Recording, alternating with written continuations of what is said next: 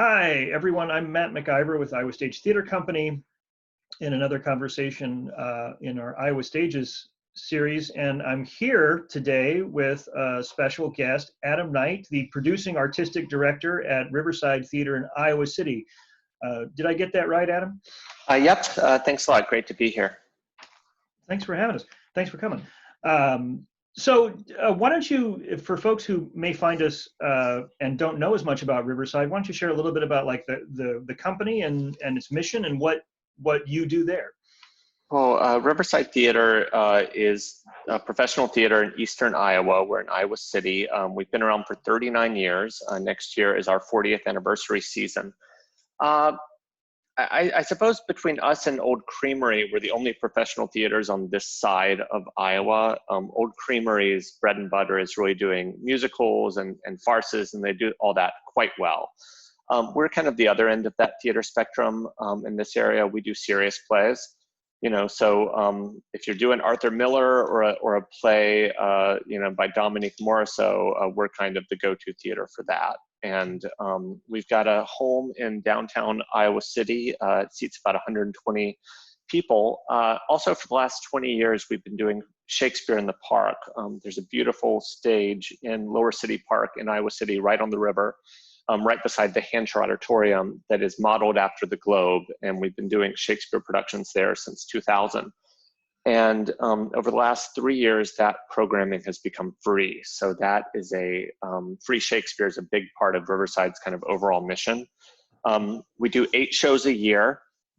And for 35 years of our history, we were ran by 2 of our founders, Jody Hovland and Ron Clark, who are still in the area, and they retired from active Riverside duties about 5 years ago. Since then, I think, as a lot of theater companies do, we had some hiccups finding kind of our way after the founders left. And for me, a lot of that has to do with kind of a transition from a founder-driven organization to a mission-driven organization. And I am the 3rd artistic director since they left, and I've been here since October of 2018. I don't plan on leaving anytime soon. And it does feel like we've kind of righted that ship after kind of asking ourselves, I think, really healthy questions of who we are in that time. The audiences have really stuck with us. I've got a great relationship with the founders who've been very gracious and supportive of where Riverside's at this moment. And I'm just very happy to be here. I had never been in Iowa City. I'd never been in Iowa before I interviewed for this job. I was in New York for the last 17 years, and coming here and joining this community has been very meaningful. Where did you start out? Where did you grow up? I grew up in Greenville, South Carolina. There was a small professional theater there called the Warehouse Theater. Around the time that I was there, it was about the size of Riverside, maybe a little smaller. And now it's about 3 times the size of Riverside. It's a very kind of healthy organization that was doing a lot of what I think Riverside tries to do, and what Iowa Stage tries to do, which is, you know, the Lord's work, bringing, you know, bringing serious-minded stories to the community, and a belief in theater not merely as entertainment, but as part of this kind of cathartic need for society. I'm very lucky to have kind of grown up in that atmosphere. I did very little children's theater growing up, and so my first play was Marvin's Room. Wow. And I first one you saw, or first one you were involved in? First play I acted in, and wow. You know, and one of the first plays I remember seeing was Lips Together, Teeth Apart. So my background was always very much grounded in like serious stories, and then interestingly too, for the point where we're living in, 2 stories from sort of a pandemic era in American theater as well that are sort of I've been thinking about that 80s HIV theater kind of era recently, and the kind of amazing art that came out of that, and wondering what we're going to see coming out of the current day. It's very interesting. I mean, this may be a longer conversation, but it's interesting how this moment hit, because it's coming on the heels of what I think many consider a real renaissance and high point in playwriting. the last 10, 15 years, there's so many good plays, it's hard to kind of know what lane you want to pick. Yeah. And for this to happen in the midst of that is very curious, because I think that the AIDS epidemic came in not, I don't think a lot of plays from like the late 70s or early 80s, maybe I'm wrong, a lot of those have not kind of, aside from maybe the Sam Shepard's out there, it wasn't, aside from kind of the heavies, it doesn't seem like there's a lot of things that have really stood the test of time. And I don't know that that's the moment we're in now, because there's so many great writers and so many great plays. It's hard to keep up. It also seems like, quite intentionally from a lot of people's perspective, there's a lot more diversity in playwrights, in voices. There was, I've been thinking about, like a Will Avery with, was it Heroes of the Fourth Turning, a play about folks on the right end of the political spectrum as opposed to the left. And there was more interest in, Lynn Nottage winning 2 Pulitzers is, the same number that Tennessee Williams has. And right. There's a lot of interesting diverse voices who are out there. Sam Hunter, you think about your Annie Baker, all of these interesting people who are doing interesting work. Yeah. And that sort of is not only the new, and Riverside's mission.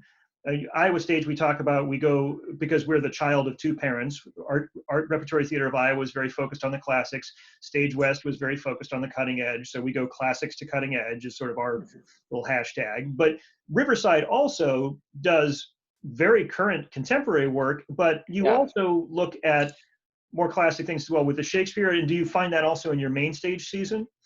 We do. So Riverside's a member of National New Play Network, and new work is definitely a part of our mission.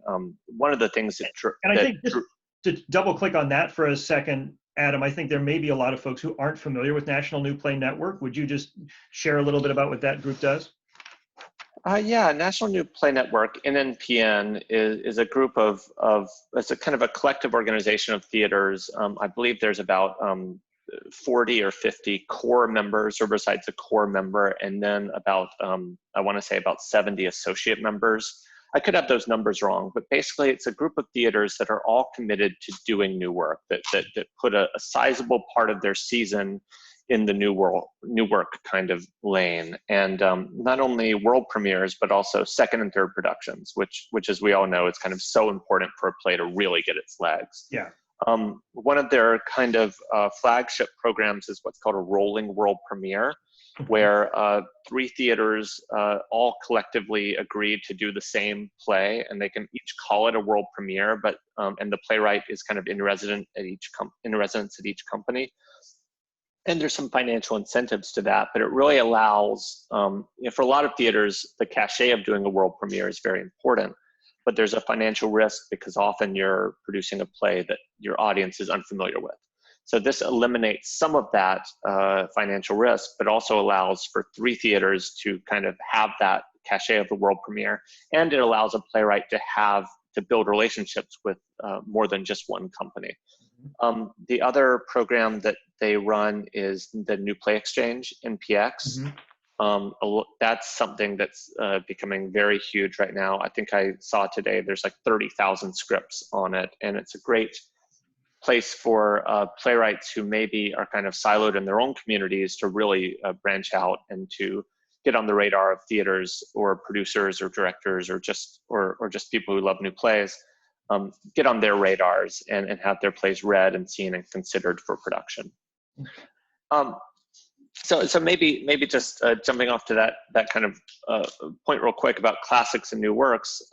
Riverside, obviously with our Shakespeare, that's a big part of our programming. And I try to program at least one other classic in each season. Last year we did Uncle Vanya, or this season that we're in now, we did Uncle Vanya. 2 seasons ago, we did The Price by Arthur Miller.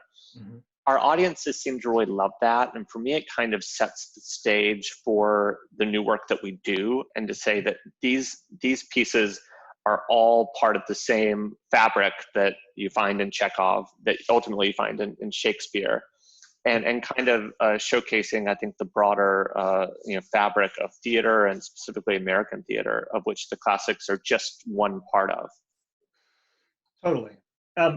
So obviously, you've been there a year and a half, roughly. Yeah. Got your feet under you, figured out how the voicemail works, all of that good stuff. Still haven't. We solved that by not having a phone system, so that helps. And then you were in the midst. Tell us a little bit about where you guys were March of this year, just before everything sort of came down. What was going on at Riverside? What was in rehearsal, or what was on stage? What was that moment for you guys, say from March 1 to March 15? Where were you guys working? Well, maybe to set the stage for this a little bit, Riverside had a number of really financially challenging seasons, and last year was no exception. It was my first season there. I came on originally as artistic director. By the end of the season, I took on executive duties as well, and so we were going through some restructuring and figuring out how best to kind of run our organization. Mm-hmm. And this year, we really got out of the gate strong. We had our biggest hit in several years in January, a play called The Agitators by Matt Smart. Yes, and that looked, I was sorry I missed that one. The timing was tricky with our production season, but that was a very interesting show. Tell a little bit about that relationship, because that's an interesting story.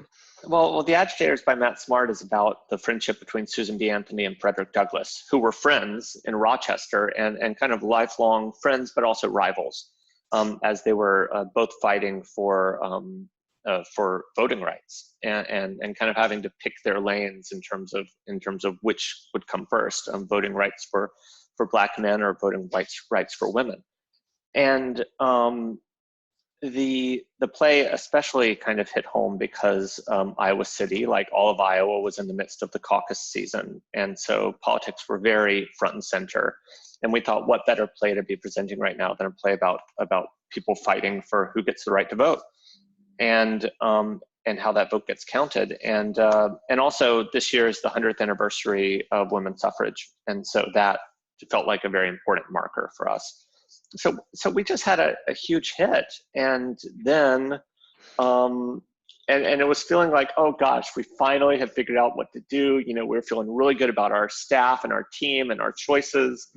And we really needed this season to be well because we had that so many challenging years. And so this season we finally felt like we're going to do it, you know, and then all of a sudden it's like, are you kidding me? This thing's happening. And we were in the middle of a one-man show by a playwright, a performer named David Lee Nelson. It was a show I co-created, and that show was doing pretty well for us. And it's a play written and performed by someone with stage 4 colon cancer. And so not only were we thinking, gosh, are we going to be able to get these last few performances in, because we were planning on closing on March 15th, but also all of a sudden it became, we've got to get David home. And here's someone who has a very challenged immune system, stuck, 14 hours away from his home. The idea of him getting on a plane became very scary.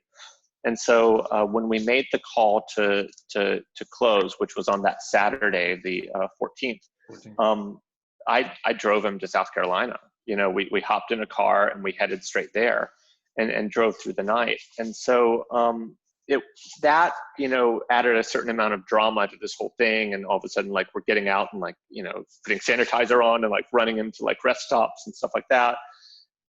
But then, when I got back, I think the reality really hit us. We were very lucky. I would say that Riverside dodged a huge bullet in that we were just about to start rehearsals for Doll's House Part 2, which was set to open on April 10th. We had not yet built the set. We had not yet started construction for Free Shakespeare in June. And so it hit us in the perfect kind of break point in the production calendar. We are still, figuring out where those pieces now fall, but at least in the very short term, our exposure was about as good as you could have hoped for. We're still losing 4 performance weeks out of it, which is not nothing. But the fact that we didn't have the expenses on the other end of that really feels like a blessing. yeah, it helps to mitigate that risk. We were in a very similar situation where we had our biggest ever show as Iowa Stage, or at least our biggest ever indoor show, not counting Shakespeare, in with Robert John Ford's world premiere musical A Doris Line, which was in January and featured the actual presidential candidates auditioning for an Iowa voter in sort of a chorus line setup. I love it. It was huge, and there were national stories, and there was it was a big huge hit, and we're stuffing people in the aisles. And then we were a little further into the rehearsal process. When we canceled or postponed rather the cake, we were a week from loading in. So oh wow, yeah. It's mostly built. It's not painted, and the cast was mostly the show was mostly there. So we've had to do some hard thinking about what that looks like in the future, and we've made some decisions recently. But similar sort of feeling, like we've just hit this high note and then the world stops. So it's really jarring. Tell me a little bit about what you guys have done in the meantime since you had to cancel the last couple of shows for David's show and make that midnight run to South Carolina to get back. How have you guys been looking at what you can do now, and how are you thinking about what the future looks like? I mean, maybe there's two separate questions. Yeah, I mean, I'll speak to this, the first one, which is what do we do now? And I'll say that it's been really inspiring to see so many companies kind of throwing things against the wall and seeing what sticks. It's exciting to see how much work is out there, how much desire there is to put work out there. We had contemplated a series of Zoom readings. Another local theater company, Mirrorbox, kind of beat us to the punch. And to be fair, they had a culture already of doing more kind of new play readings. And so I think it fit their audience and their mission very well. Mm-hmm. And that left us in a place to ask ourselves, well, what are we doing right now? What is a way to kind of engage not only our audience, but also our group of artists? And I kind of, asked myself, who is Riverside? And we're an artistic home for area professionals, people who consider themselves professional actors. And these are people who right now have nothing to do. At least I can kind of worry about the finances of the theater and try to get grant applications in. That's always fun. Oh, it's thrilling. And so what we landed on was 30 Days of Shakespeare, mm-hmm. which is something that we launched on April 1st. I did a monologue to start it off, and it's asking kind of local professionals and also folks who've come through Iowa City to be on our stage in the past to present a 2-minute Shakespeare monologue. It can be whatever context they want it to be. I filmed mine outside and on our stage. Another person filmed theirs on their porch. Lots of people are doing it from their kitchens or bedrooms. And the assignment was just to make it feel present. It shouldn't feel like an audition tape. It should feel like something of the now. And yesterday's David Lee Nelson did a monologue from Richard II, where Richard is stuck in his cell and can't go out. And so he's having these imaginings of a world and the world. Studying how to make this prison of mine the world.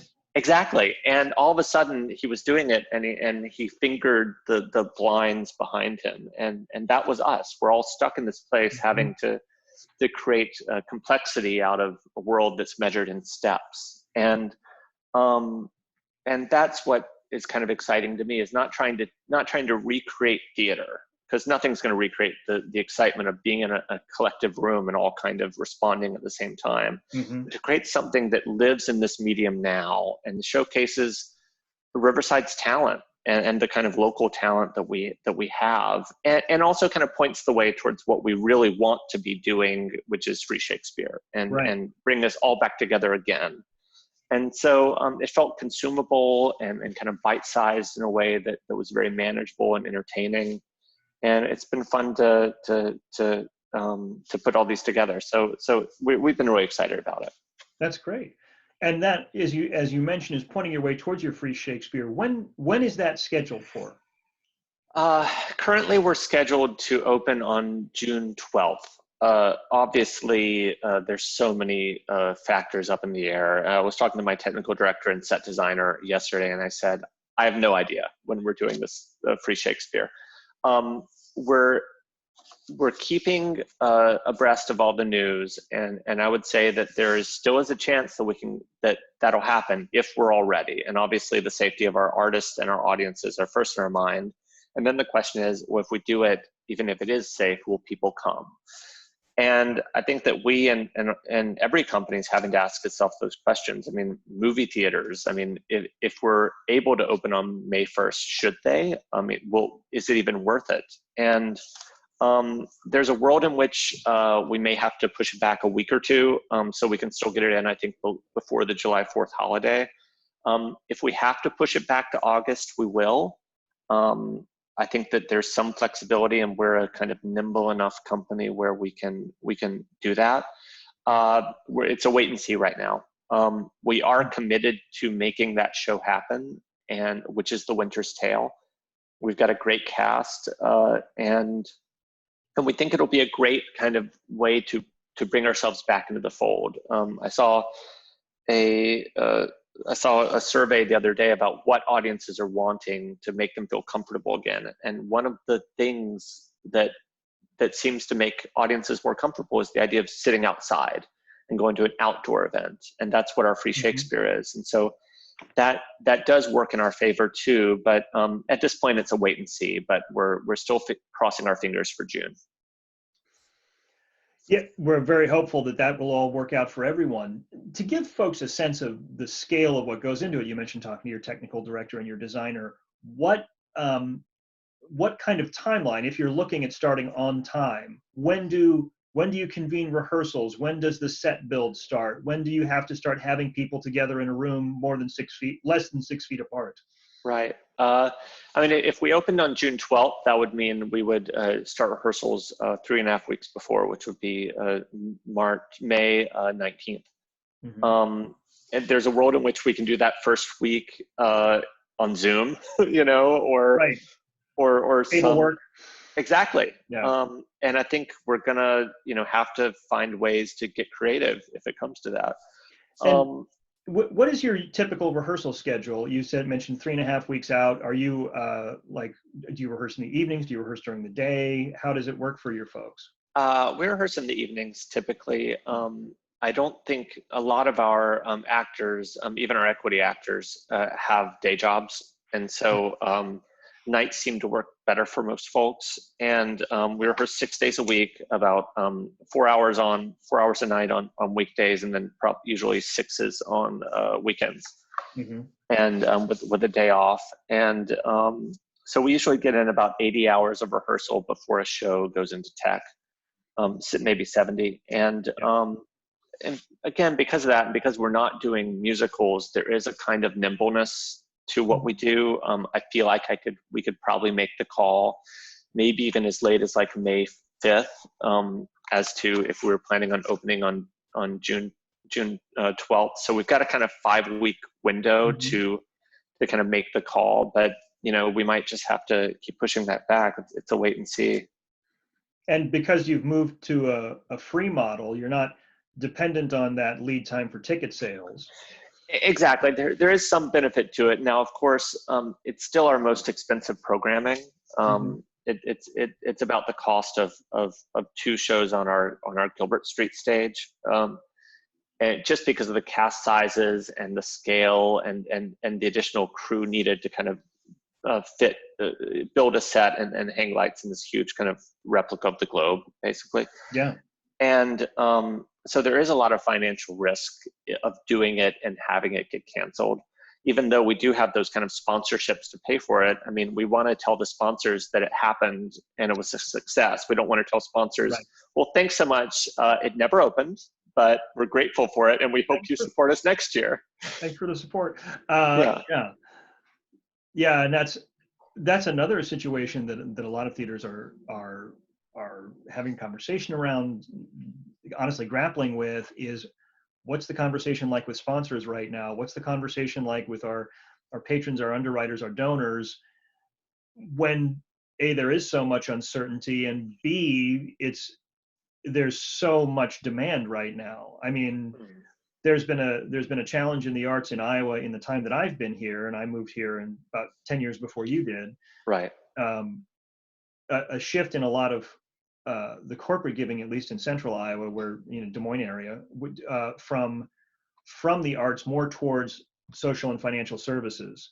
Yeah. For folks, which was a pre-existing trend even before we had record levels of people filing for unemployment. So so much is happening so fast. Have you guys had those kinds of conversations, or how are you thinking about that kind of dialogue? Yeah, it's very the situation. It's hard not to get depressed about it, because I'm looking at the stock market today, and it was up 2% last I checked, which is bizarre to me because there's Sure. 22 million people out of work. And so I keep wondering, when is the kind of top end going to feel the pain that the bottom end is feeling right now? Yeah. And Iowa City's kind of a weird market because we don't have any major corporate donors, aside from gracious support from places like Midwest One.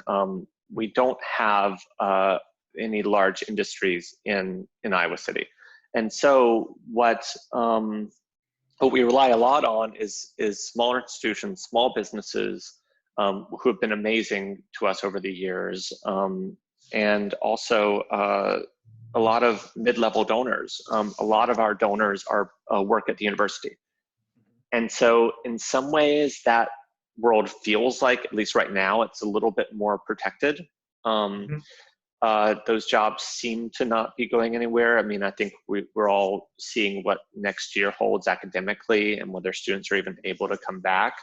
Yeah. And so in some ways we feel cautiously optimistic, I think, about our donor base, but nonetheless, all of them are seeing their portfolios crash. I mean, the market did go down 20% over the last month. Yeah. And that's a kind of scary thing, I think, for a lot of people. And in those moments of uncertainty, do you want to be giving to the arts, or do you want to be, holding on in case one of your family members needs it? Or do you want to be giving to those amazing frontline workers who are, protecting us all right now? So it's a hard environment to be fundraising in. I would say that Riverside reached out to some kind of key legacy donors pretty early on. And we weren't sure if that was the right move or not, but I'm glad that we did, because those individuals really stepped up and gave us a little bit of a cushion to kind of bridge the gap between then and now, when we're looking for all those government funds to come in. And so, in the short term, I feel like Riverside, because of its donors and sponsors, has really has gotten to the point where I feel like we're going to survive. But, after July, who knows what that landscape's going to be. I mean, I think between me and my development director, we're expecting, we have to be really serious with ourselves about where we see ticket sales going. And I could easily see a 20% across the board drop in that. And what happens with individual donations? Again, I mean, I think right now, we're all in shell shock, but what happens if the economy really is in a recession for the next 2 years or longer? What happens if this thing comes back? What happens if we start performances again? Then in December, there's another 10 cases in Johnson County. That's a lot of scary what ifs that we just don't know at the moment. Yeah, the uncertainty is part of the huge challenge with this. So you mentioned your development director. How many folks does Riverside have on staff? What kind of structure are you looking at in terms of the folks that are still carrying on right now, even though rehearsals and performances have had to be suspended? Yeah, we've got it's me, a managing director, and a development director. Those are our kind of 3 core full-time staff. We did have a technical director on staff, and we were kind of transitioning that position to another individual. That other individual right now is contracted on a show-by-show basis. So we were kind of, I would say, but the four of us kind of comprised the key staff to making what Riverside does happen. And then we have a number of hourly people who've been with us for a long time. It's been hard to not have them working for us right now and to not be able to kind of walk over to the box office and see Madonna and chat with her. And she's so much on the front lines of dealing with our patrons on a day-to-day basis. And so it's been hard to be a skeleton crew right now. We're doing, what I know you're doing too, which is Zoom meetings and emailing a lot. But we missed that. The office had become a really positive place for all of us. I enjoyed going in. The other folks did too, and we miss that camaraderie. It's been fun to be in the battle with them, but I miss it right now. Well, it's good to have that. It's good to have that strength of team and that strength of spirit and all that you do, particularly when you're facing something that is literally unprecedented for those of us in the arts and for those of us across the country. It's nothing that anyone's ever dealt with, and it's extraordinary to see and inspiring. I was on a call recently. The Community Foundation of Greater Des Moines has convened a weekly call of nonprofit leaders, and in one of the breakout sessions they were saying, where do you find inspiration? And I was saying that I'm finding inspiration in the leaders that I talk to around the state who are dealing with all the same stuff, and finding their own approaches and being honest about where things are and what we know and what we don't know. I find a lot of those stories really inspiring.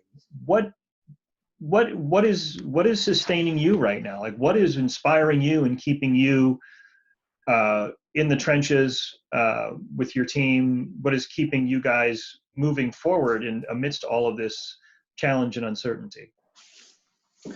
I think that that's a tough question, because I must confess, it's easy to get depressed right now. Oh Lord, yes. I was supposed to be directing Doll's House Part 2. It was supposed to open a week ago. I'm directing Winter's Tale, and now I'm having design conversations for a play that I'm not sure when it's going to happen. I was right now to start rehearsals for Sweat. Oh wow! Basically, last week probably. Oh, it's a great play. Wow, yeah. That's sad. Yeah. And I'm finding a lot of inspiration in reading. I'm trying to kind of do all those things I'm not able to do as an artistic director usually, which is like I'm reading War and Peace right now, and that's become like my safety blanket that I go to. Good. In Iowa City, we've recently started something that sounds very similar to your kind of meetings, where every week we meet with artistic leaders. And it's not just theater leaders, it's also folks from the Englert, folks from film scene, folks from the visual arts world. And we've created the Iowa City Downtown Arts Alliance. And that solidarity of organizations within Iowa City has really been a bright point of my week, and to hearing how they're dealing with it, to share best practices, to share, to commiserate with each other, and to look forward to a future where we can collaborate more and really kind of build the ecosystem in Iowa City that we think is possible.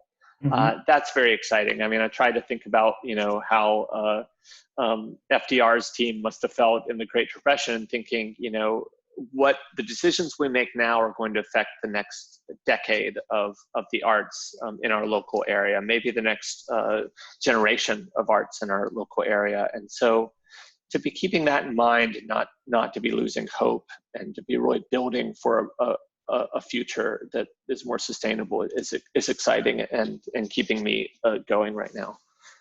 That's great. That's exciting. Is there anything that you can pinpoint at this point, and maybe not, that you have hit, that struck you, that you've learned, where you're thinking, when we get through this, I'm going to keep doing X, or when we get through this, I am never doing X again. Some people are done with waistbands on their pants forever, and some people are saying, yeah, I'm going to keep reading every day. what is there anything that you've sort of hit there that you say, yeah, this is going to be something I stick with moving forward? It's hard to know that we'll actually do any of that, of course, but Riverside, again, I mean, I feel incredibly lucky to have a company like I do, and to be entrusted with the leadership of it, because it is a company that in some ways does exactly the kind of work I like and want to be a part of. And I guess the thing I've realized as I've been thinking about next season, and there's maybe one or two plays on the kind of short list that I'm on the fence about, and I'm thinking, gosh, if this show gets canceled, or if we end up or this ends up being the last show we ever do, I want to make sure that everything in that season is something I believe in. And I've been thinking a lot about this audition that someone did for me a few months ago that just filled our space, and it was one of the most amazing theatrical moments I've ever had. And it was just an audition, and thinking, if Riverside can do that, if when we're ready to come back to the theater, if we can just have an actor on stage just being present with us, that to me is incredibly exciting. And so I'm getting a little bit out of my head right now the need to create some kind of spectacle for spectacle's sake, I guess I'll say, and thinking really hard about what our mission is and what kind of theater I believe in, and if it's going to be risky for the next few years, just making sure that those risks are worth it, and that we're really focusing on work we can be proud of. And so that's my main focus right now, is to make sure that Riverside is true to its mission. Adam, that's lovely, and I appreciate that. I love the focus on the what is it that you really want? If this could be our last show, what do we want to go out on? And have that attitude for every show. Yeah, I think that's fantastic. I so appreciate your time, Adam. I so appreciate your conversation, your insight. I think this has been really terrific. I know I've really enjoyed the work that I've seen at Riverside. Thank you. And I'm looking forward to, with any luck, seeing your Shakespeare Winter's Tale up this June or whenever it lands, and seeing what you guys come out with for next year. Do you, I mean, everybody's plans have thrown into flux, but do you guys have a sort of a timeline for when you think you're going to be announcing next season? Yeah, we're planning to announce on or about May 3rd. I think that unless something changes, think we feel pretty good about that. And so we'll keep you posted. And I should also just say that thank you. I'm so thrilled to be kind of building this bridge across Iowa. Yes. I look forward to seeing Sweat. Yes. And I hope that our companies continue to talk, and I'm glad that you're fighting the good fight over there. Oh, thank you so much. We appreciate you, and we're admirers of what you do. And we have not announced our season yet because we've just made some changes based on some of the shows we had to suspend. But I can say, based on the conversations we have, that you will get a chance to see Sweat. So awesome. I'm super excited about that opportunity. We'll be back. We're holding on. We're back in the fall at this point, but it's going to be exciting to have it moving forward. So Adam, just real quick, where can people find you in Riverside on the World Wide Webs, as we all have lots of time to have our Google tabs open? We're at riversidetheatre.org. That's theater with an R-E. So riversidetheatre.org. We're also on Facebook, Instagram, Twitter, all the things. And our daily Shakespeare monologues are posted in April at 9 a.m. every morning. So through April 30th. And they're posted on the website, or? On the website, on social media, Facebook, all the things. Well, check out some of those. I've seen some of the earlier ones, and I have to go check out the Richard II, because it's an extraordinary piece of writing and an extraordinary performer from what you've just said. So I'm glad that all worked out. Adam, awesome, thank you so much. Thank you. For the conversation, and we'll do it again sometime. Thanks. Stay safe.